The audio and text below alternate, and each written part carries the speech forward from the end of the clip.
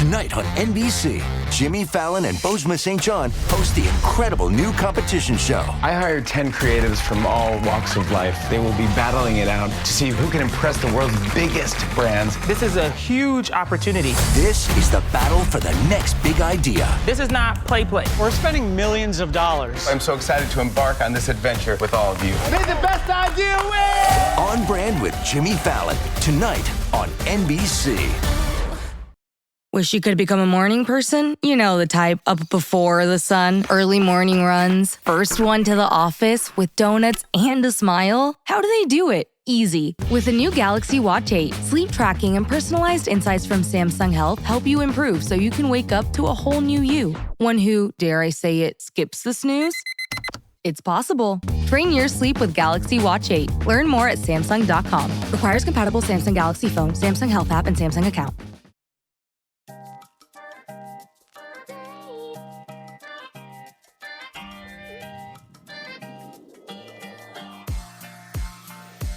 Welcome to the Recruiting Book Club.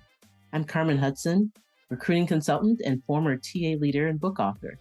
With each episode of this podcast, I have invited a guest who's written a book about recruiting, sourcing, or TA leadership.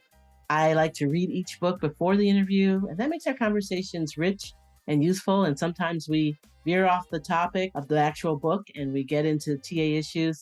So I hope that makes it interesting and useful to you. Please let me know what you think. Or if you have a favorite TA book, I'll add it to my list of folks to be interviewed. I hope you enjoy this podcast.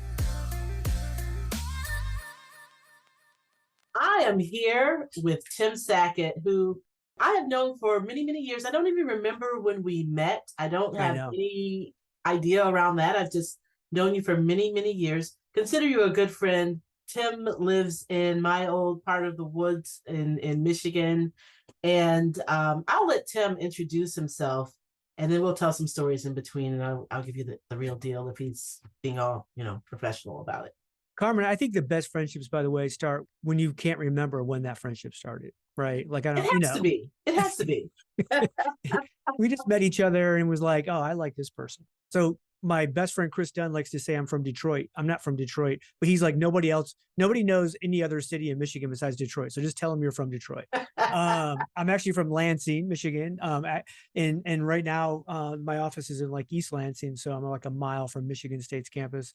I run and actually own the company my mother started 45 years ago, technical staffing, contract staffing, but also worked half my career in corporate talent acquisition and HR, which, kind of led to the blogging and the books and the speaking and all the other good stuff that's out there. So I get that question a lot, though, where people, like, they see me speak or they'll find the book or whatever, and they meet you and they're like, so what do you do? Right. And I'm like, oh, I'm so terrible at branding. If that's the biggest question. What do you do? The same here. People are like, so what are you? But you know what? That doesn't matter. Well, welcome. Right. And thank you for appearing on the show, and thank you for writing your books.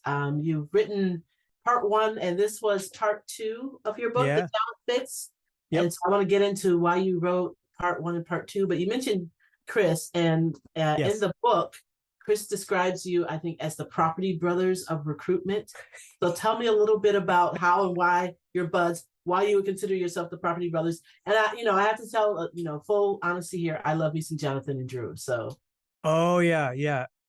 We're best friends. Like, my wife teases us because, like, constantly if my phone buzzes, she knows it's probably Chris, right? So we have one of those relationships where we're communicating daily. If I don't hear from him in a day, like, you're kind of like, something's probably happened, right? From that standpoint. We just think about the world of recruiting and talent acquisition exactly the same. I actually found him when he was writing for the HR Capitalist blog, his personal blog, when I was working on the corporate side of TA. And then he invited me to come and write for Fistful of Talent. Like, you and I both have written for Fistful of Talent. And so we just kind of see the world in a lot of similar ways. I'm in Michigan. He's in Alabama. I mean, I always, like, he said Property Brothers. I'll take that, because I would say it was more like twins with Arnold Schwarzenegger and Danny DeVito, because he's like 6'4" and I'm 5'7". So it's not quite twin brothers. Details. But it's it's definitely a brother feel. Like I would do anything for him, and I think he feels the same. And it's ironic, when you become an adult like man, you don't really create new like male friendships, right? Right. You just Right. either you had them going through high school, college, whatever, or it's family, or it's at work. It's not all of a sudden like you wake up one day at 42 or 3 and go, I have a new best friend. It's kind of like it's like tween girls, right? Texting back and forth their new BFF. Exactly. Well, it's the same for women, I think. You kind of develop those friendships and either they take off or they don't. You don't.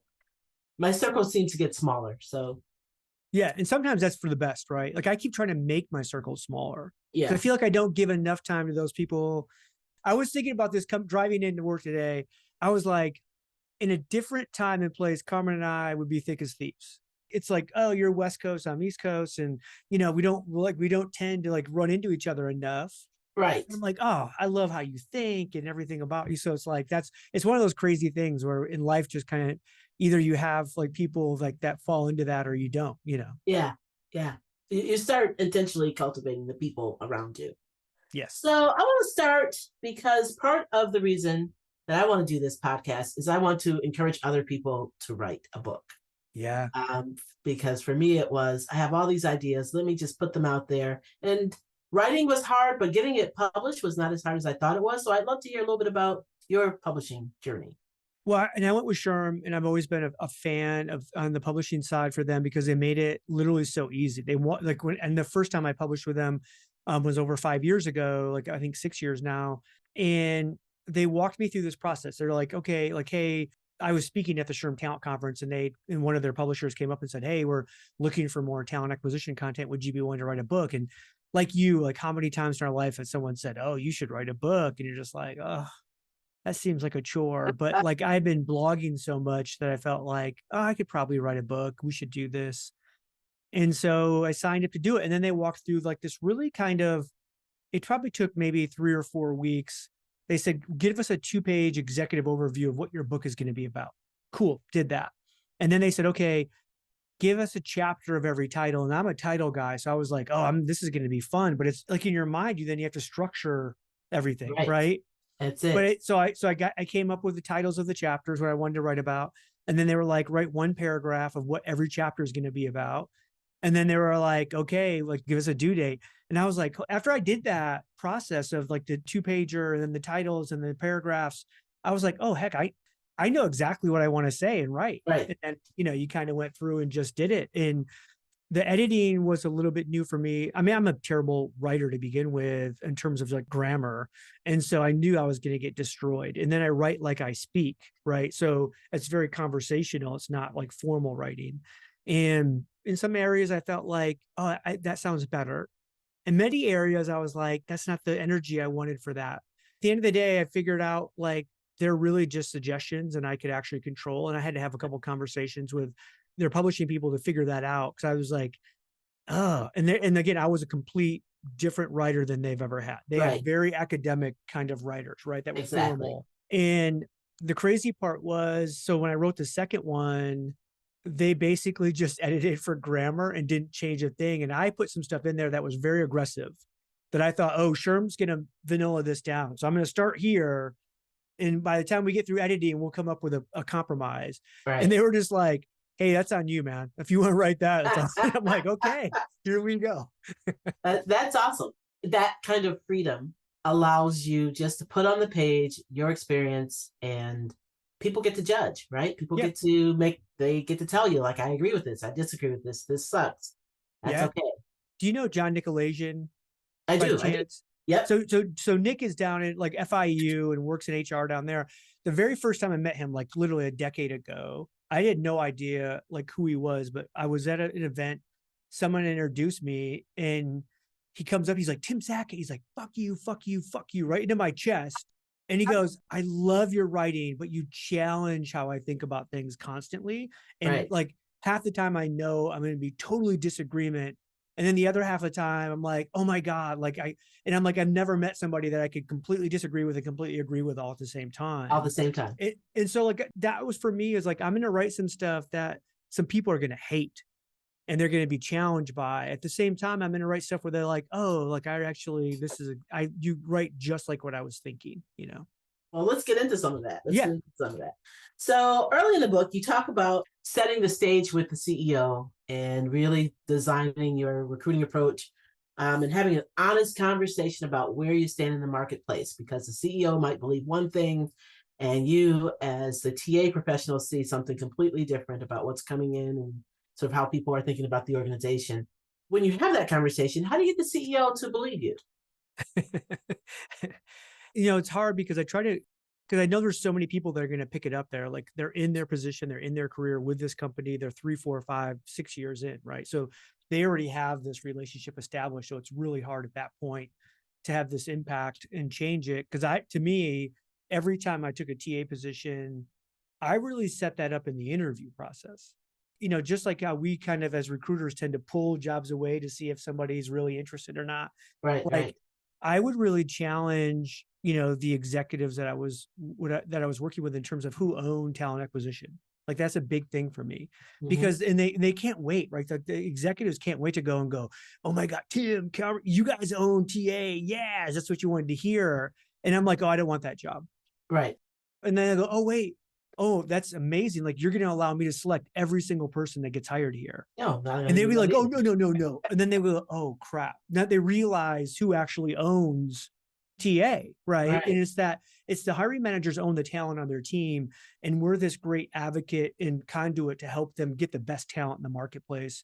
And once we establish this, we can do some great things. I've been in too many positions in political environments. And I know you've worked in these too, Carmen, where you get into a boardroom and some executives pointing at you that you're the problem. They can't get the talent and they can't do the things and reach their goals and blah, blah, blah.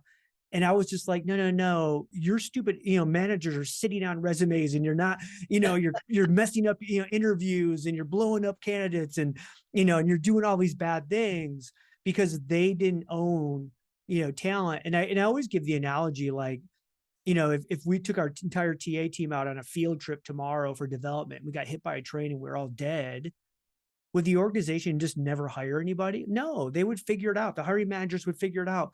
And that's what you actually need.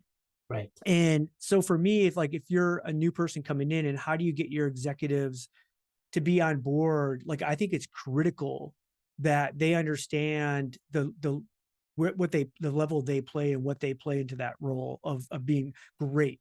Don't tell me you only hire the best people or we, have this great brand in the marketplace when you don't know the reality of what's out there. And so part of this is like, I work with a lot of companies where we tend to try to go and give them, I always feel like every executive I've ever met thinks that their company is the greatest to work for, they're the greatest person to work for. I mean, again, they're not saying great, like they might have some self-insight to go, hey, we have our challenges, but like I'm working on them, we're making this better and it's going to be great. Like I work here at Michigan State, right? And we have all these brands coming here constantly trying to hire. And they all think like they have this great brand. And the reality is like, there's like a dozen unicorn brands out in the world that people know about and want to work for. Especially at that age, right? Yeah. And then almost everybody else is equal. Yeah. And like we have big ones here where they're like, oh, we're hiring hundreds of people a year and Michigan State's our best campus. I can go on campus and interview 1,000 of those students and less than 1% will know their brand. Right. That's it. Right. So, and they're literally 4 miles from campus. Exactly. And it could be they know just this much about the brand or may know the name and they know nothing else. And they certainly know nothing else about their employment brand. So you need to control that. Optimize your business with a Workforce AI Edge powered by Vizier. Make smarter decisions and achieve better outcomes with real-time AI insights delivered to every people leader. Explore more at visier.com. I would love to dig into, just as a leader, you talked about budgeting. We're kind of heading into that season.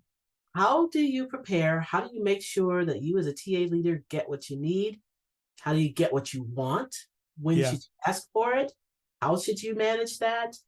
The whole process, that's really interesting to me these days. I think any great like TA leader that can get the resources they need, it's a year-long kind of endeavor, right? I want to make friends with a peer in finance that's going to be part of the budgeting process. and I'm going to have lunches with them. I'm going to have coffees with them. I'm going to have specific meetings with them, not about budgeting. I want to actually have an advocate and a champion in finance, and I got to build that relationship. And the crazy part is what you'll find when you start having those conversations and like you start developing those relationships is they also have needs, right? They're also like, hey, dude, like I got this weakness and on my team, or I got this, and there's things that you guys can do for each other. But when budgeting comes around, what I find is that like whether it's HR or TA, we tend to there's not a lot of trust within finance for us. And so if I have that champion, most of the time somebody's going to be in that room that they're going to look at and they're going to say, hey, Tim's looking for a 20% increase to get this, stupid sourcing engine, blah, blah, blah. Like, do we really need this? And they're going to go, yeah, like we've actually worked through the numbers and talked about it. I really have confidence that this is going to be a great ROI for us. And then you're like, oh, like, but we've never had that. We just tend to go, we wait for the budget to get sent to us. We tell them what we want. And then they come back and go, yeah, you got to cut this by 5%. And you're like, oh, come on. Like, I can't live with it like this, If you're the TA leader, how do you determine what your needs are? Like, how do you place in order of importance what you ask for?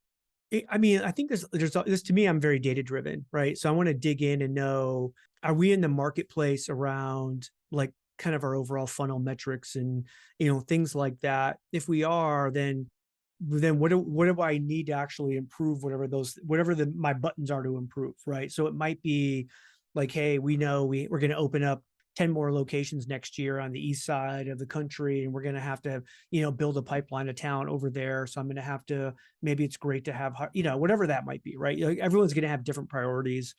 But for me, I'm going to back it up with some data.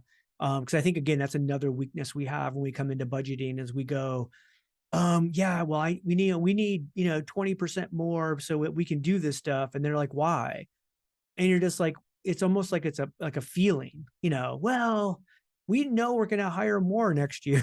And you're just like, but okay, then, but what, like, why, like what, Right. do you know what your cost per hire is and how you can reduce that by, like using this piece of technology over this one or whatever that might be. I think we just fail so often, at that. So I'm probably going to go that route. Well, yeah, and we need to get better at that. That will be a demand. Carmen, the two weakest competencies, and this is actually proven out like in like survey data for TA leaders is technology and data. Yeah. Those two things by far are the weakest. And I can't tell you how many TA leaders that I run into that will go, well, I'm just not a techie person, or I'm not that good with data. And like, you got to stop that language right now. Right. Because that's why our CIOs and our CFOs are picking our tech stack for us. And that's why, we're getting data, handed to us by somebody that doesn't even know what we need or want. Right. Like just stop that saying that you're not techies. No, you are techie. You do know better than anybody else in your company what you need for technology. Your CIO does it. Your CFO doesn't, And if you're not, you better get someone around you who can help advise you because you've got to be able to speak that language. And quite frankly, I think that, we're on a slide to diminish the size of our teams. Yeah. And we can't justify why we are doing something, why we're spending money, why we need to apply X number of recruiters toward the group. I was just in New York last week, speaking to like 50 like TA leaders, and it was all about AI stuff, right? Mm-hmm. And the one thing like I ended with was at the end of the day, your job is about delivery. Like your CEO doesn't care at all how many recruiters you saved. That might sound really callous, but at the end of the day, your job is about delivery. And you're going to be challenged with AI products to reduce headcount. And so you can't think going into this, oh my gosh, if I use this tool, how many recruiters am I going to cut? That it's just not part, like, again, you can go back and say, hey, we're going to be able to cut 3 recruiters, but now I want to move those people onto this team to do this work or whatever. Like think strategically about that. You talk about talent advisors, and we talked a lot about that at Recruiting Toolbox where I used to be. Yeah. And you talk about the difference between the typical recruiter and a quote talent advisor. And I love we'll use an example of how to say yes when you really don't want to agree to something. Tell me a little bit more about your description of a talent advisor, maybe even center that around the description of someone you're thinking of, and share a little bit more about this example of saying yes. It's interesting because I think with the AI stuff coming in, the role of talent advisor, the role of the recruiter is going to change so much over the next like 36 months. And so when I take a look at now as what a talent advisor truly could be versus when I wrote the book, I mean, there's still, I think, a lot of like similarities. Like, think about it's the teams that you're working with, those hiring leaders that you're working with. Do you actually know like the strengths and weaknesses on their team? Do you know their personal strengths and weaknesses? Like, how are you helping them strengthen their team overall? We tend to like just, again, fill recs, be very good at it, be very efficient at it, be very cordial at it. And like somehow that's a talent advisor. That's not a talent advisor. To me, a talent advisor is when that TA or that hiring leader goes, hey, I'm having any kind of meeting in my group and I need Tim on my side. Because there's strategy happening, and the strategy always is going to be about people. And I need my people person here who knows this better than ever, because we might have to massage some team dynamics or do some things or whatever. And to me, that's where like that's really higher level thinking, right? That's Right. If I'm a talent advisor, I'm going to go to my hiring leader and say, hey, by the way, I know exactly who the best talent is in our marketplace, who we're going after. And I'm actually nurturing them right now so that when we get ready to like push the button when we need them, I'm going to have them for you. Right now, we can't say that. There's not a recruiter I know in corporate America that can go, I actually know who the best talent in my market is. Right. No, you don't. Right. You post a job, people apply, you hire the tallest of the 7 dwarfs, and you go, oh, this is the best talent. You're like, no, that's just who applied when you had the job open. You know? Right. And not only externally, you should understand that internally. Yes. That's a big piece of the talent. Yeah, especially the bigger the company, or even like, I mean, like you could argue even smaller the company, the more important it is, right? Yeah. Because you could lose somebody that is like, it's a critical piece for this team, but you don't even know how critical they are to other teams as well, like on a smaller company. So the yes thing for me is like, I always believe you should always say yes. Because we become no police, right? So a great example is, you have, a hiring leader, come to you and say, hey, we need to get rid of Tim. Like, I'm done. And like an HR typically would go, well, are you following the process? And do you have what step are you on? Blah, blah, blah. And I'm always just like, okay, cool. You want to fire him right now today? Like, this is what we're going to do. Like, and they'll be like, wait a minute. Like, I didn't know you're going to do this today. And I'm like, well, you said you got to get rid of Tim. Let's go. Right. And I'm going to be there to support you when we, if this comes back as, an EEOC charge or whatever we have, like, don't worry. Like, we've been through this before. We'll make it, And then they tend to go back and go, okay, wait a minute. It gets back to that talent advisor of saying, okay, walk me through how we should do this best. Cool. Right. Here's what we're going to do. And we'll forcefully move this forward in the right way to kind of mitigate the risk that we have. But I'm never going to tell you no. Now, and somebody would like push back and go, Tim, what if they were going to do something that was real, for sure was going to create massive risk for the company?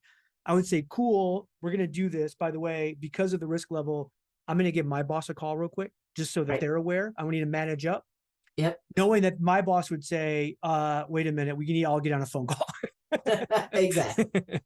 But still, I'm not saying no. I'm not saying no. Right. That's it. So you go on to define what a great recruiter includes. So the ability to connect, to speak the truth. Great recruiter doesn't have that victim mentality. They're already ready to go after it. They've got marketing chops, which is interesting.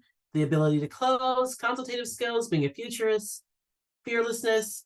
So if you met a recruiter and they lack one of these qualities, what would you prefer it to be? Ooh, that's a great question.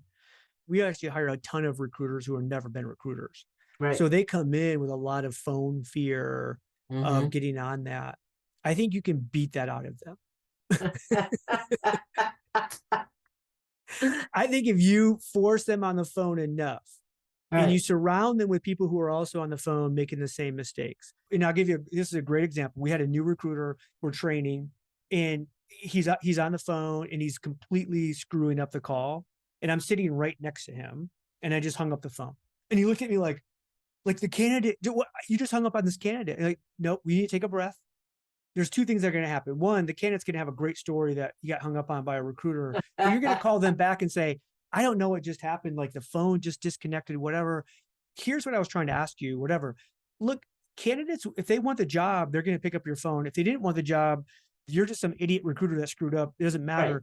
There's another candidate that you can call, and you're going to keep doing this, right? But never feel like what you're saying or what you're doing is the wrong thing. Like, Carmen, in your career, how many times have you seen a new recruiter fill a job that nobody else could fill? Because they were just too dumb not to not call somebody, right? Well, it's how I made my reputation at Microsoft. Yeah.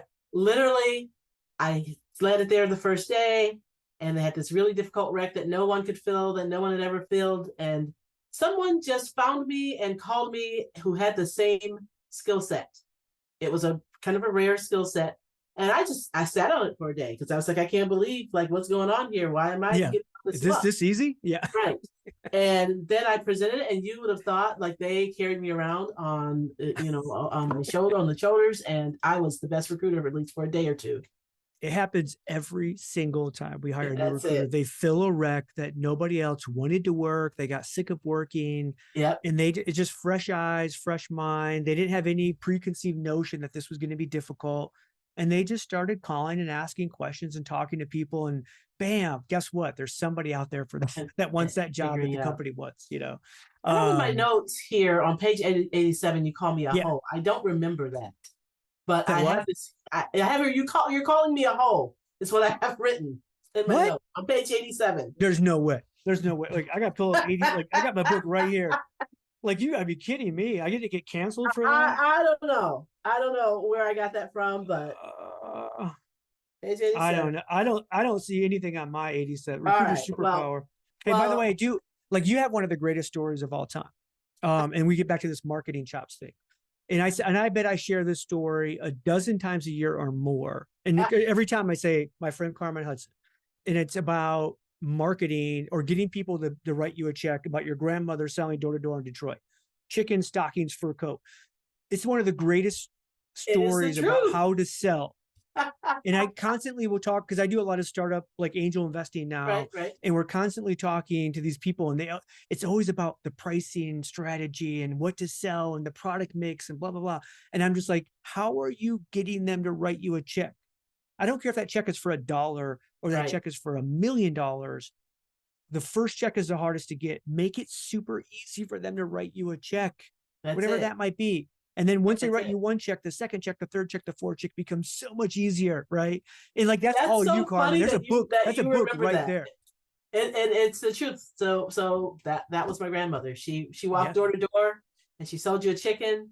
She might continue to have that relationship, and eventually she get to selling you a fur. So but it is the greatest sales story ever. Just the concept of her going, this is what, 50s, 40s, whatever that was, is like door to door. It's all housewife answering the door. They got to put dinner on the table. They need to cook chicken that night. They all go to church every week or so. They need new stockings. They all have that aspiration of, oh my God, I would love that fur coat, walking into church with a fur coat, but you can't afford it, Right. That's again, the pricing strategy of how do you get somebody to write you a check is so great. To say yes. That's it. Yeah. Hey, business owners, we know you know the importance of maximizing every dollar. With the Delta SkyMiles Reserve Business American Express card, you can make your expenses work just as hard as you. From afternoon coffee runs to stocking office supplies and even team dinners, you can earn miles on all your business expenses. Plus, you can earn 125,000 bonus miles for a limited time through October 29th. The Delta SkyMiles Reserve Business Card. If you travel, you know. Minimum spending requirements and terms apply. Offer ends October 29th, 2025. This episode is brought to you by Indeed. When your computer breaks, you don't wait for it to magically start working again. You fix the problem. So why wait to hire the people your company desperately needs? Use Indeed's sponsored jobs to hire top talent fast. And even better, you only pay for results. There's no need to wait. Speed up your hiring with a $75 sponsored job credit at Indeed.com/podcast. Terms and conditions apply. So we'll go back to page 87, or if you're reading the book, which I highly recommend that you do, check out page 87 and see if you get called a hoe in the way that I felt that I was called a hoe in your book. And it's quite possible. I'm looking after we're done, you're reading 87 going, oh, okay, now. Okay, yeah. I said that. Well, I wasn't personally calling you a hoe. No. So I wrote here, I disagree with you. And I think you were talking about the time to fill metric. Oh, yeah. I think that it's the only metric a hiring manager cares about. I don't think they care. Hiring managers don't care about anything else. They just want to know how fast you can get that talent in their seat. So By the way, I can change every hiring manager's perception of that in 5 minutes. Tell me how. One is you can correlate anything. First, we have to go back to why do we use time to fill as the number one TA metric of all time? Everybody uses it. Right. It's because in our ATS system, I know when a rec is open and I know when a rec is closed. Bam. Oh my gosh, data. Right. This is amazing. We actually correlate faster to better. Speed does not equal quality. Speed does equal health. And I'll give you as a health metric. So if you know in the marketplace, a software engineer takes 37 days to fill. If you're at 8 days or 39 days, or you're at 35 days, there's no difference. You're in the ballpark. If you're at 90 days, you have cancer, you got a problem. You got to fix that. Yeah. But once you get to the ballpark, then you're just in the game. Now it comes to quality. And I could easily argue with a hiring manager, if I actually waited 3 more days and we went from 36 to 39, I can exponentially increase the quality because now you're giving my team a chance to actually really filter through and find the best talent in the marketplace. The correlation is just because you can correlate something doesn't make it true. Again, the classic shark attack ice cream sales, right? Shark attacks and ice cream sales hit a high in August. And if we just stopped selling ice cream, sharks would stop attacking. Exactly. The dumbest thing ever, right? That's it. But we do that. Now, what I would here's what I argue, because you have to replace it with something. Yes. And mine is quality, and I don't even like quality of hire because that's a whole nother mess. But quality of applicant is if you send a hiring manager 10 candidates and they say, okay, I want to interview these 3, you have a 300% you're basically at 30%. I think that if you're great at recruiting, you should be 100%. I'll give you 90% because I'll give the hiring manager going, hey, you sent me these 10. I actually know Tim. He's not the person I want. Good guy, but I understand why you sent him. But he has too much front end. I need more back end, blah, blah, blah, whatever, right?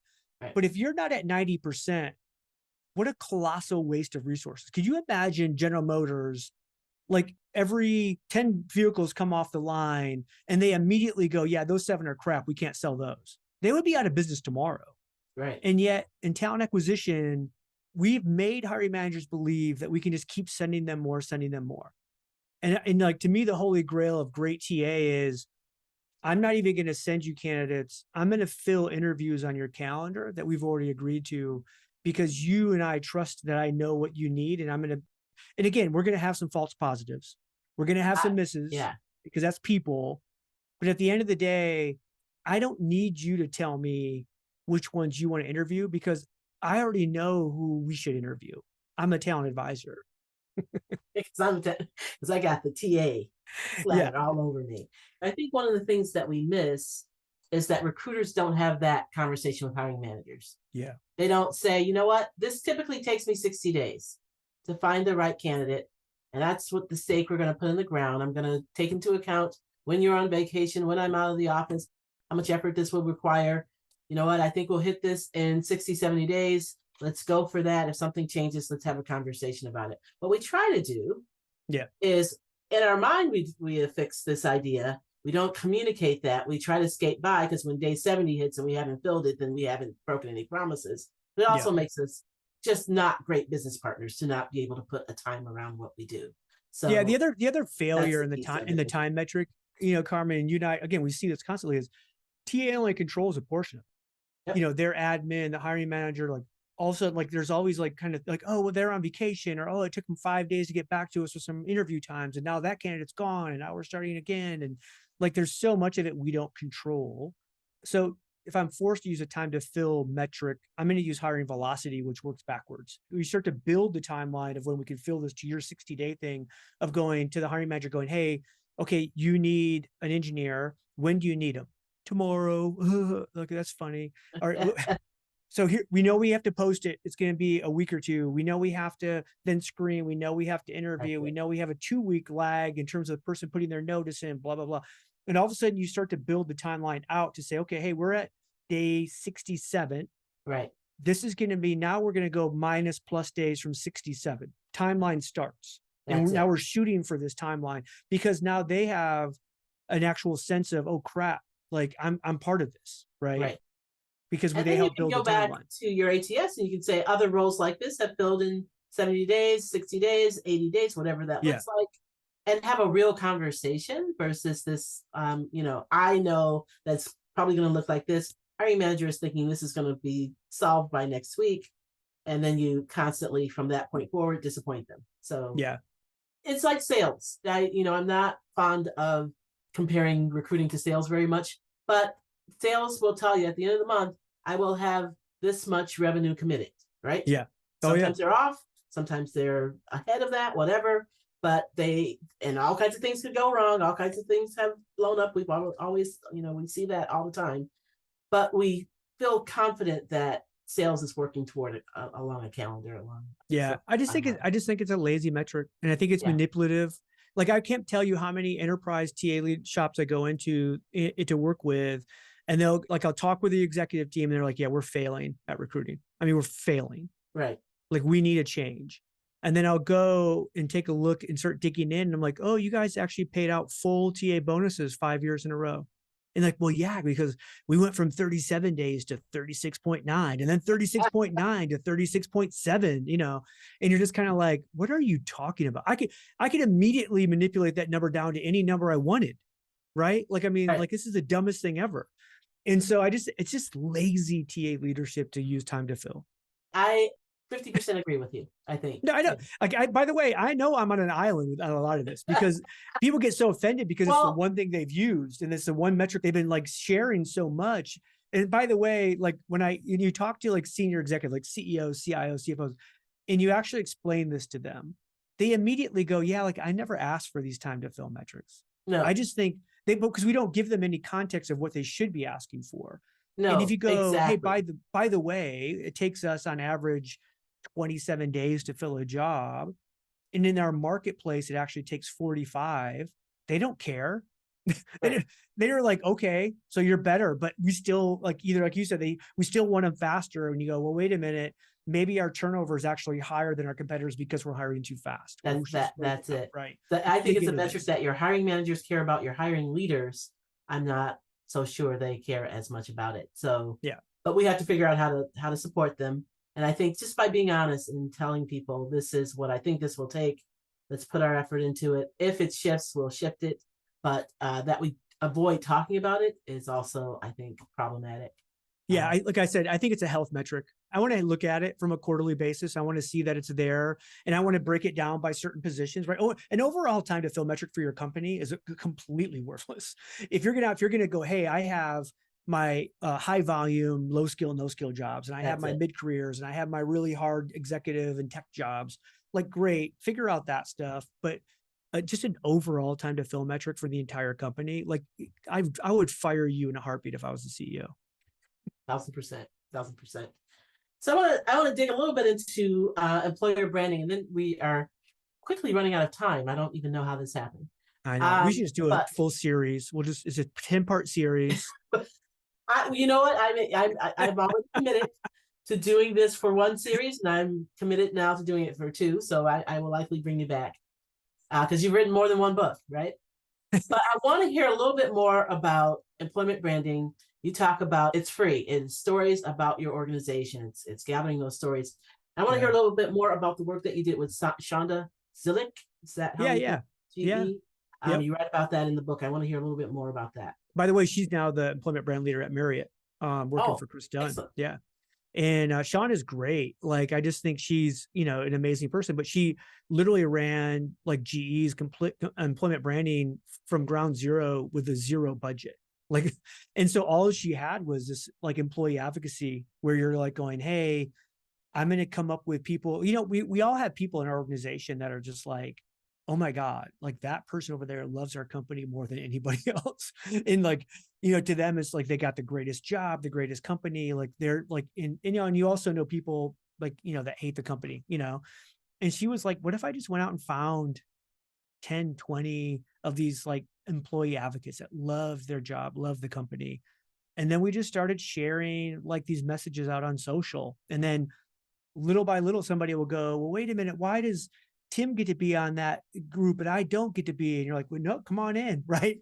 And like, it goes from 20 to 100 to 200 to, potentially, hundreds and hundreds of these employee advocates that they have the job of saying, let's go out and like tell people how great it is to work here.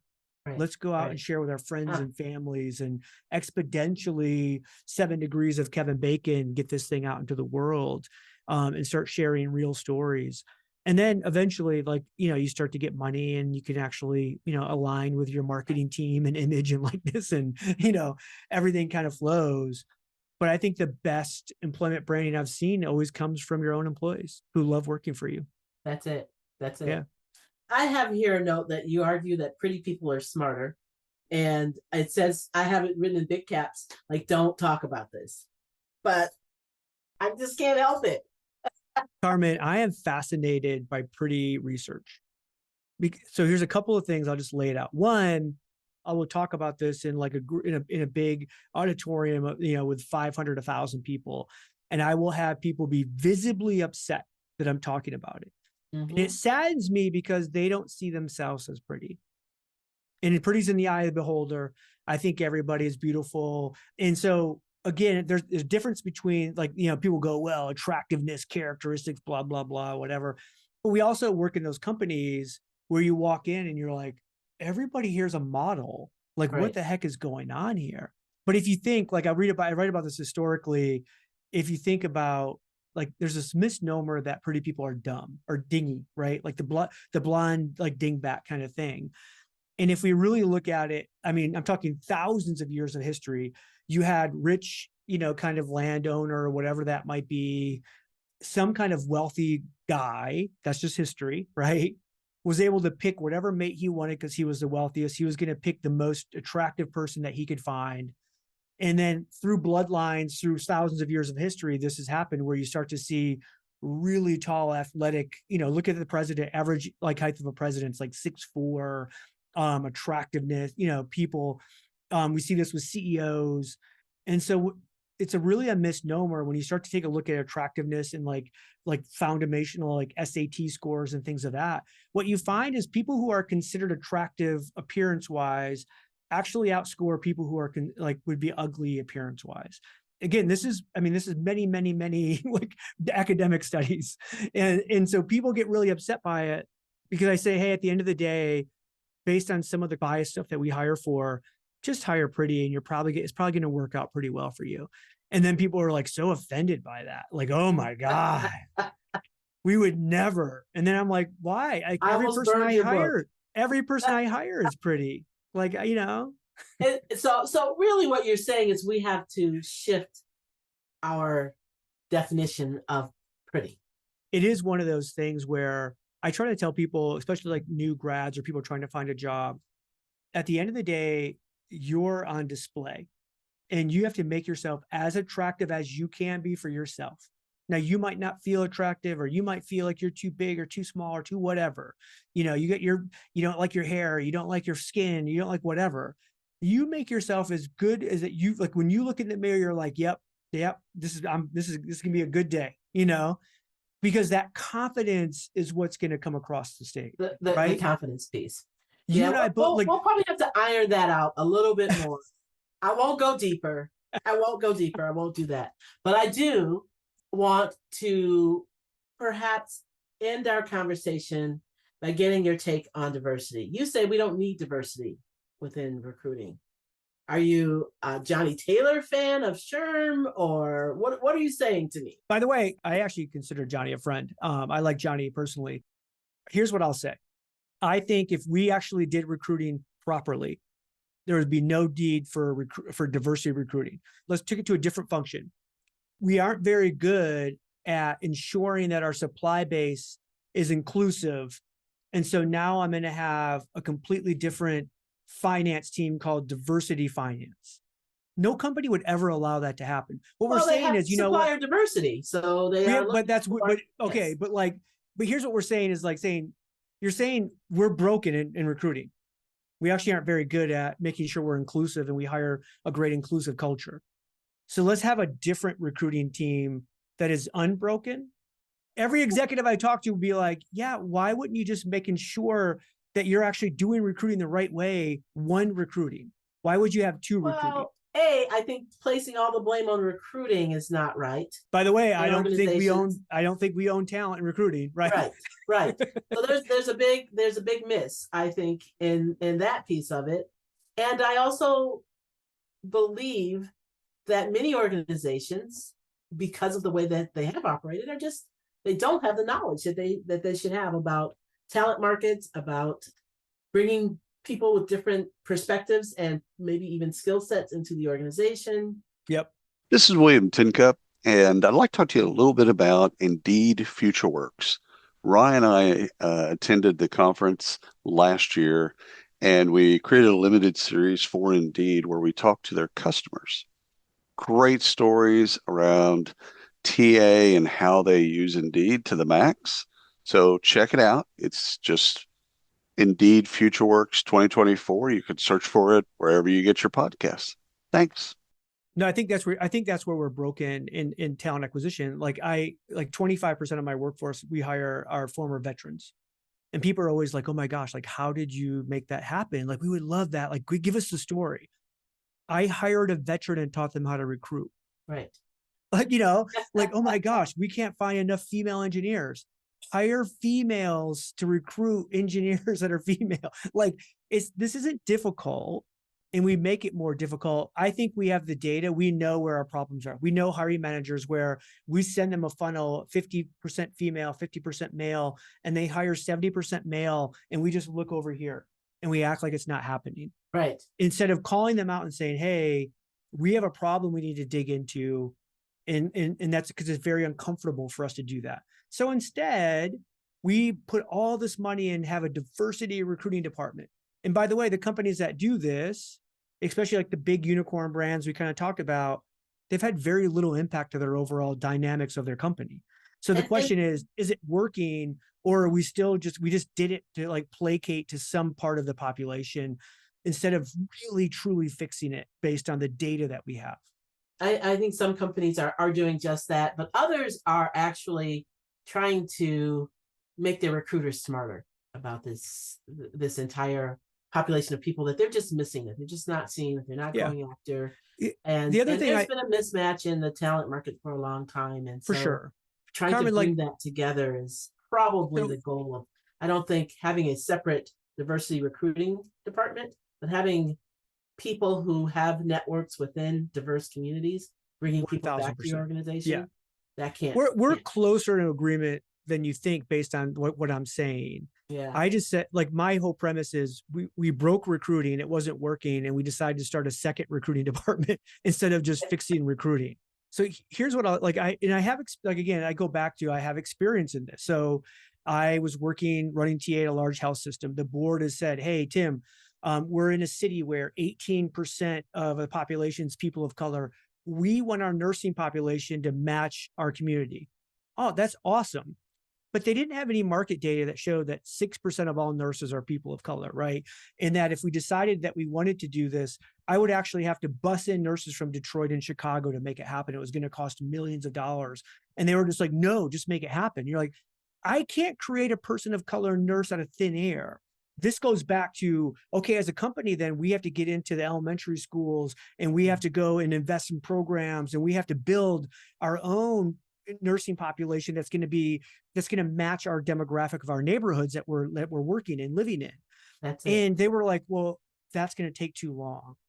And like, there's such a disconnect in terms of how we fix this. This is not a short-term fix. This is not a short-term, you can go out and find nurses. Now, I do think that during COVID, probably a lot of organizations were able to make some strides because they were able to hire people from anywhere in the country because we were working from home. For sure. Although there's a reverse battle on that whole front these days. Well, because there's I mean, again, there's a little bit of a lie in terms of the productivity that was actually taking place for a lot of these people working, not working in an environment that was structured, right?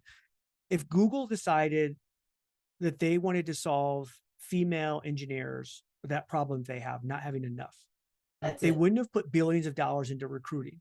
They would have put billions of dollars into creating inclusive schools just for girls that, they could be in STEM programs all the way from K through college.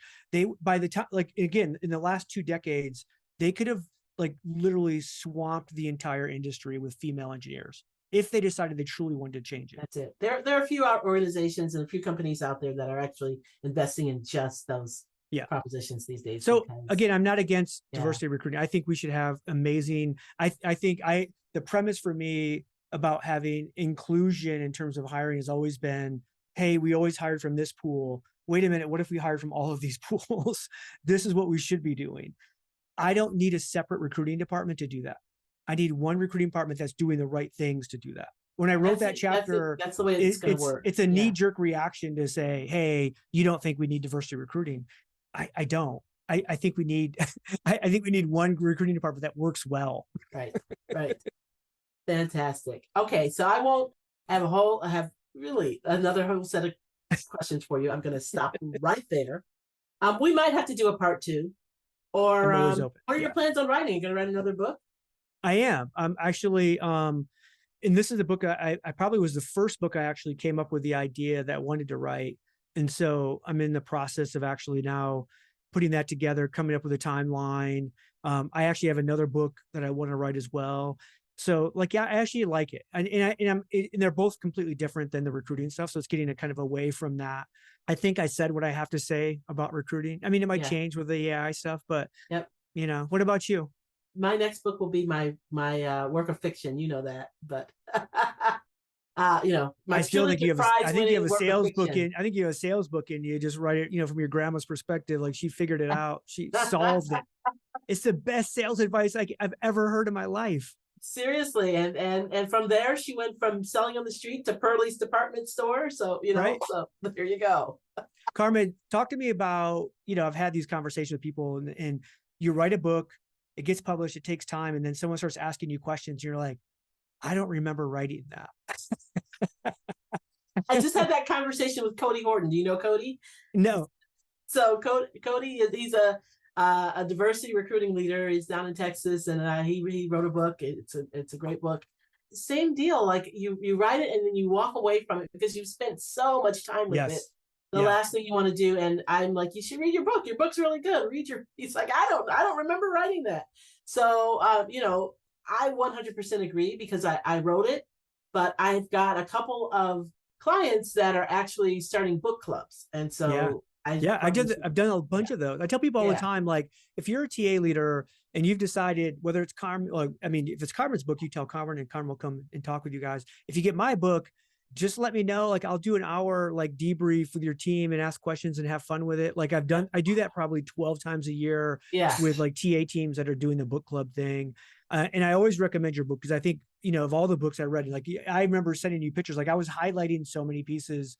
Getting somebody an actual practitioner writing books is a completely different perspective. They're so close to it, right? Because you're nodding your head as you're reading it going, oh my gosh, yes. Oh, this is perfect. I wish I had this, Literally, it was from notes that I'd written down through the years. And it was a matter of, let me just write this.